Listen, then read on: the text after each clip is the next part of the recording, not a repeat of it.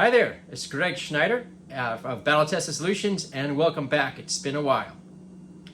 Okay, as many of you know, here at Battle Tested Solutions, we provide security management consulting, intelligence program development, and tactical response training.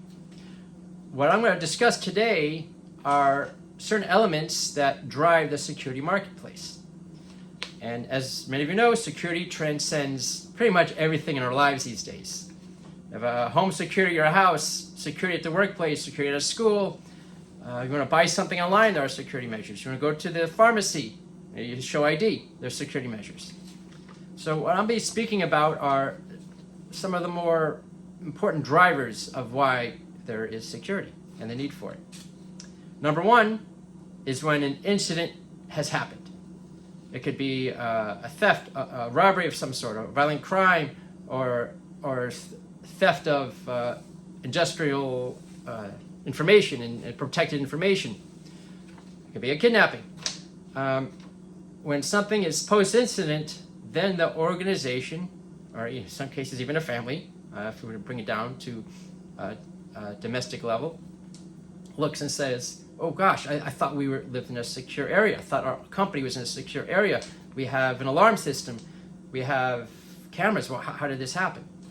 So post-incident drives the need for more security measures.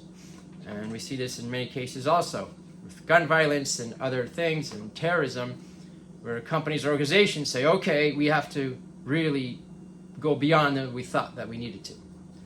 So an incident happens. Number two, we have compliance. Based on the type of business and industry certain organizations are in, they have to meet certain measures in order to stay in business. So they have to implement certain security measures, whether it be physical security, policies, procedures, to ensure that their organization is secure. We see this a lot in critical infrastructure. You want to operate a power plant, let's say, you will have to implement numerous security measures and various layers of security measures so that critical infrastructure is not targeted or doesn't fall for whatever reason, whether it's a man-made driven type of attack or even a natural disaster. So security and safety measures in that case it's on compliance. Is there a backup that we have for business continuity? That is an element of where certain organizations have to have compliance. Now, a third driver is, well, the other company is doing this. So let me give you an example. You have company A. Company A is, say, a Fortune 100 company and very successful, and their executives are so critical to the success of that company that they warrant an executive protection team or close protection team to ensure that nothing happens to them, nothing that will shake their either stockholders' confidence or affect their business continuity. So these executives warrant an executive protection team, and maybe you've seen them, professionals, sometimes some with the earpiece, some you don't see it. Sometimes there's a teams of 4. Sometimes they're low profile or high profile. All sorts of manners will an executive protection team operate. Now you have company B. They too are like a Fortune 100 company, and they look and they don't have an executive protection team. So they look at company A and like, wow, we don't want to be left behind. So let's focus on instilling an executive protection team to protect our executives.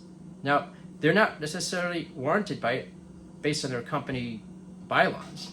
Now, if the company bylaw, go back to compliance now, it says, oh, we need an executive protection team, then you need an executive protection team.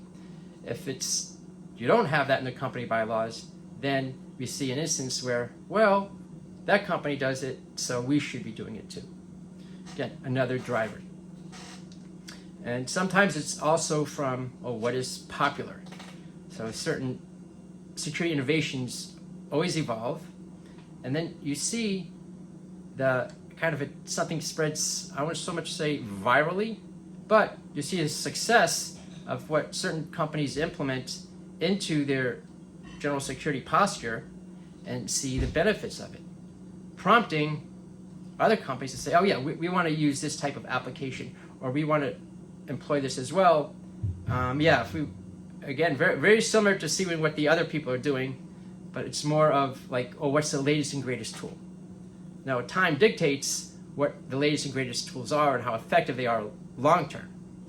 But often even we see it in workplace violence training, something very important to me, something I offer. There's a lot of workplace violence and active shooter trainings that get pushed out by all these different security professionals, but sometimes they're just delivered to just a core group of people and not the whole organization. A workplace violence program should be a big program where all those that are affected have a level of training, and it's not in a vacuum. Okay, so, oh, I did active shooter training. Yeah, you did 2 days of running and gunning. Well, it's a bit more than that in really delivering a solution. So we have that cases where what's the most viral and hot thing, let's do it.